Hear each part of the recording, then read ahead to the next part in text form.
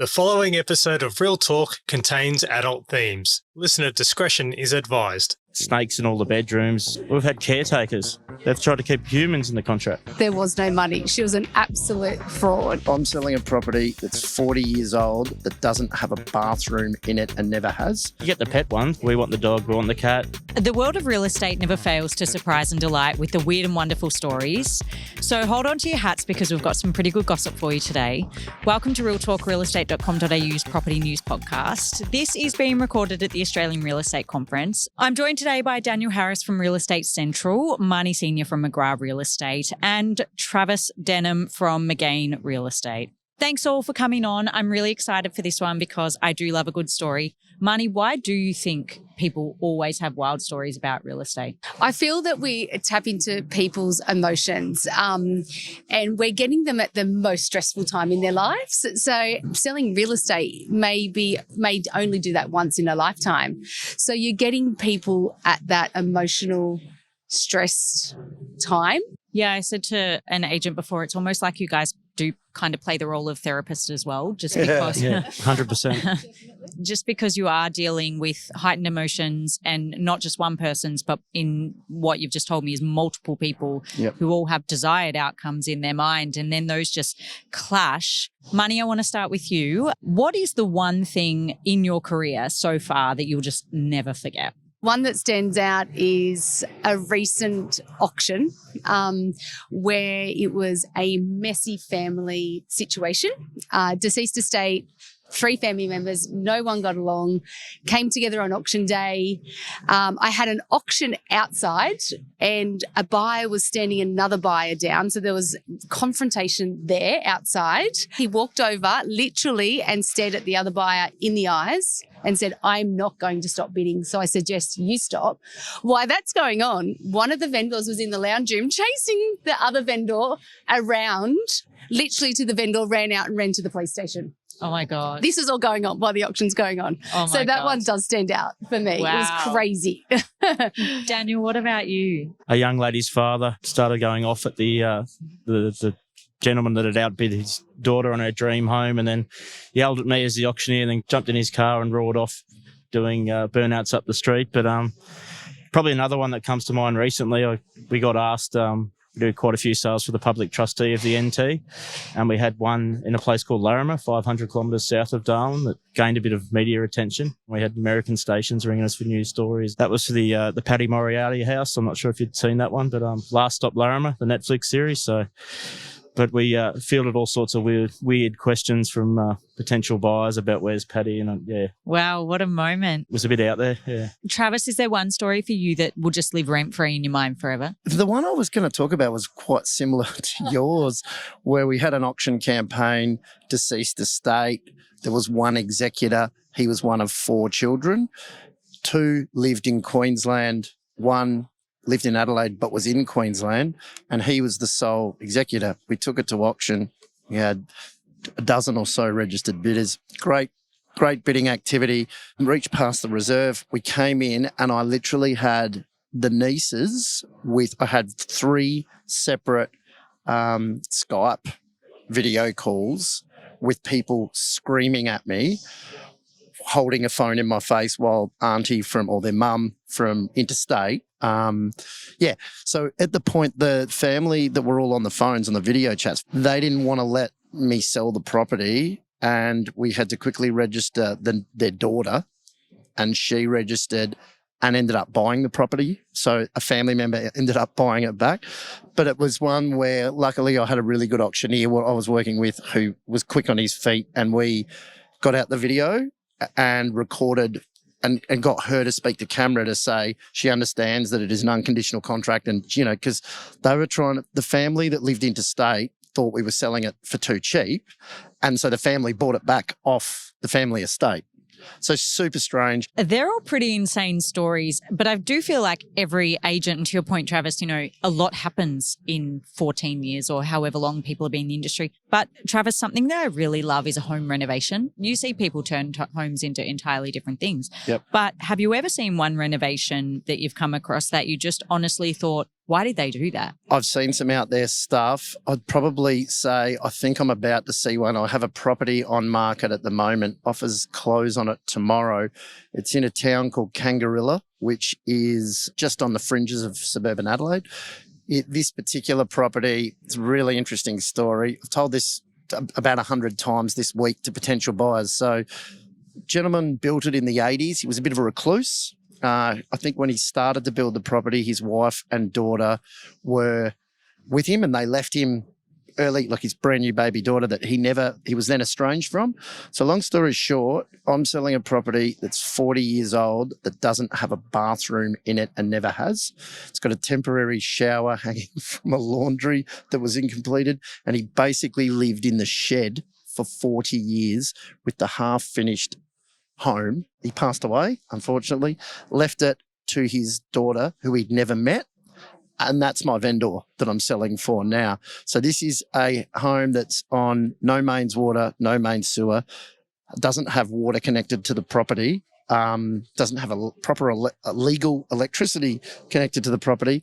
And the funny thing is I've got 10 offers currently. I've got people climbing all over me because it's going to make such an interesting renovation project. Daniel, do you have any kind of random renos that stick out in your mind? Oh, I've seen a few over the years. One gentleman bought a beautiful contemporary penthouse off the plan and then came in and had sort of medieval tastes and just totally butchered it, in my opinion. Like if you had to on-sell it that way, the pool of buyers would be pretty thin, I would have thought. Yes, he's made it super niche. That was one. Another one sort of similar to your story, but I sell a bit of high-end rural property around Darwin. You meet some characters out in the rural areas and a bit of a recluse, and he'd had a sort of a dark background. A few things had gone wrong in his life, and he'd tucked himself away out there, but was quite artistic, and he just started welding items all over the house. It didn't feel like a residence at all. It was like something Mad Max? It was right up that alley. Absolutely. So, Marnie, I understand you did start your career as a rental agent. What is the craziest reason that you've ever had to evict someone from a property? I worked at an area in Sydney that was, average rental was $2,000 a week. So I started my career as a leasing consultant, and we had a property in Spicer Lane, Wallara, a very affluent area, high rental. People that took the lease were a professional couple, well-groomed. Everything was impeccable in the house. Every Monday, we would have neighbours, emails, a lot of complaints that Friday, Saturday, Sundays, it was people coming and going all through the night. And we're like, we'll do a routine inspection. So went round, house was impeccable, rents on time, older people that conservative, well-spoken.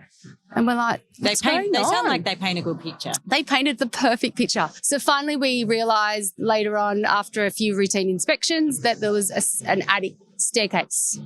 And we pulled down the attic staircase. They didn't want us to go up there. And I've never seen anything like it. The vision is still in my mind. It was a massive attic, like massive.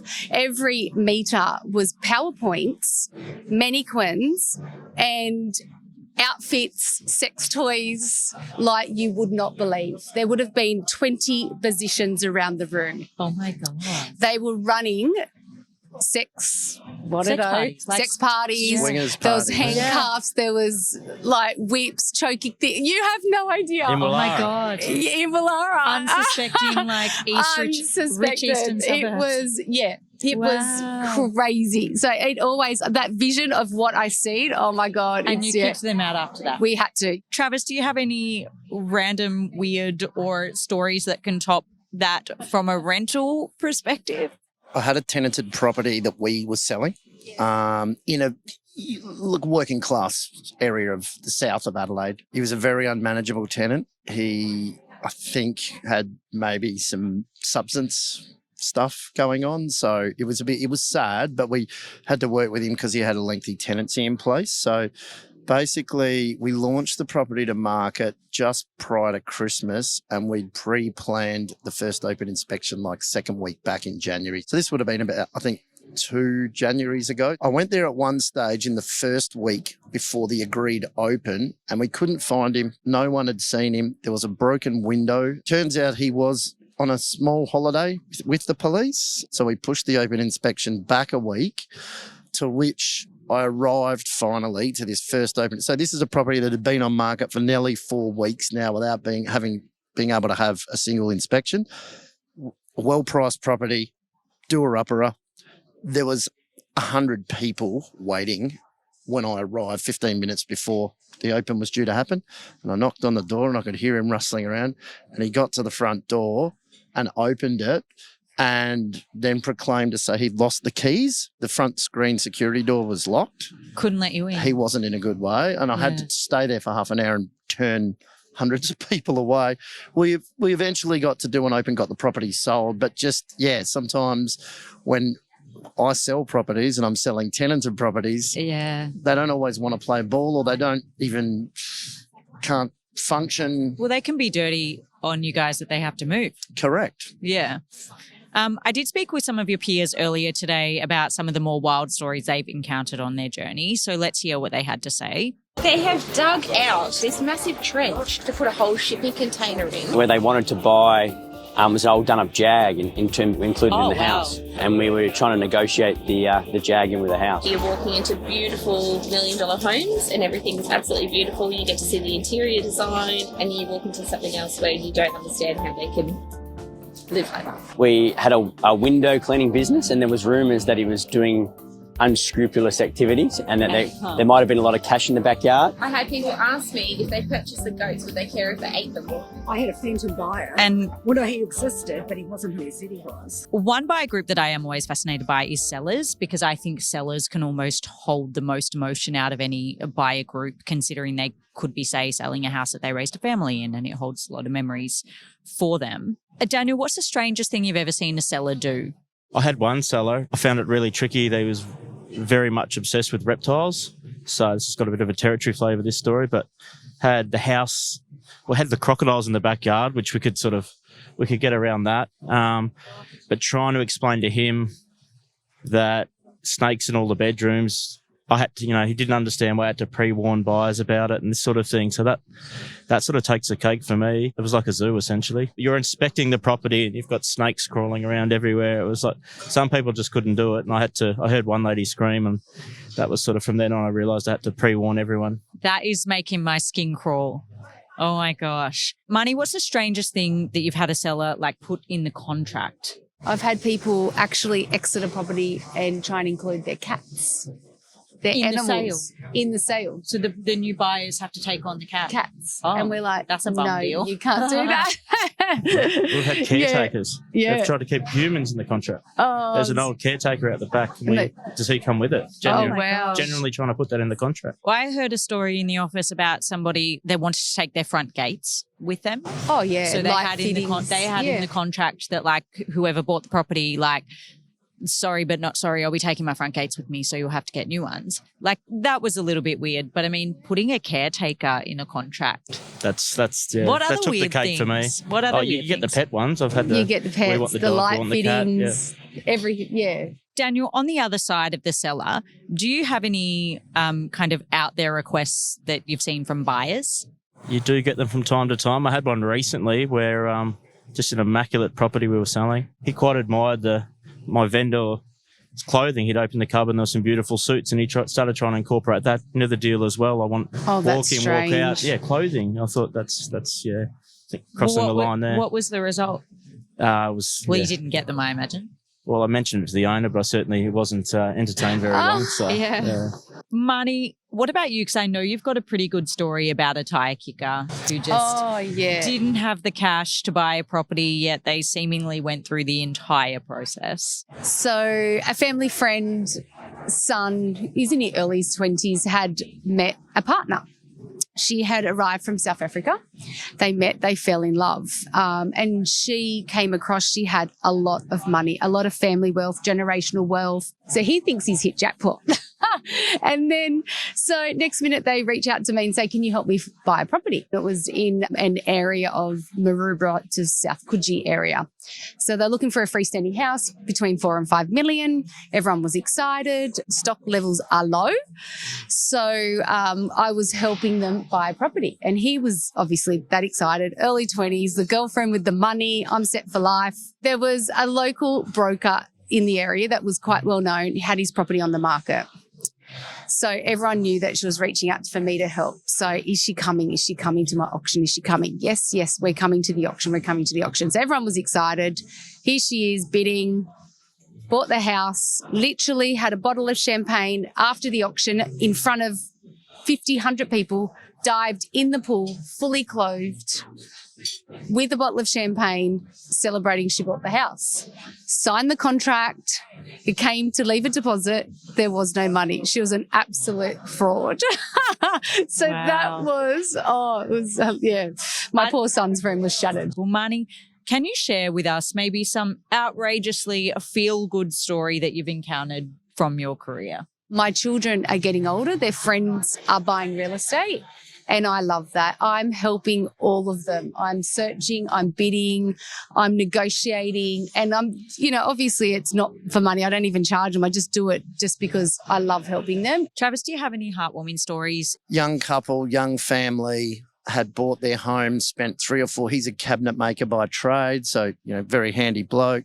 Had done a full renovation through the whole house, added a massive big deck area, swim spa, outdoor kitchen, made it their perfect home. Had the first Christmas after completing the renovations, had the whole family over. As they were finishing up on Christmas Day, Grandma's partner, who's an elderly gentleman, was in the car starting the car up. Family was all saying goodbye. He's accidentally had an accident, and my vendor's sister-in-law lost her life where he ran her over, and it was just terrible. Over a couple of months decided we can't be in this life. There's too many bad memories here. So the husband's brother was now a single dad who had to take time off work, had 3 young kids, was really doing it tough. So what I suggested we do, I said, we'll sell the house. I'll charge you the commission that I quoted, but I'm going to give it all to your brother, because he couldn't work, and he was, he'd lost the love of his life, the mother of his children. So we agreed to do it. So we sold the house, got him a great price. On settlement day, we teed up to meet at the brother's house. We kind of orchestrated a bit of a surprise for him. So it was I came to give them their settlement gift at his house, and then they introduced me to him, and then I told him what we're going to do. Imagine he's overwhelmed. Yeah, and it was really that's good. lovely. And that helps feels change. good. Yeah, it does feel good. I really love, that's the most beautiful story out of the most tragic of circumstances. Yeah. And whilst real estate can feel like Russian roulette at the best of times, but it is stories like that that gives you faith in the process, knowing that, as you say, you get an opportunity to really give back to people who need it. Yeah.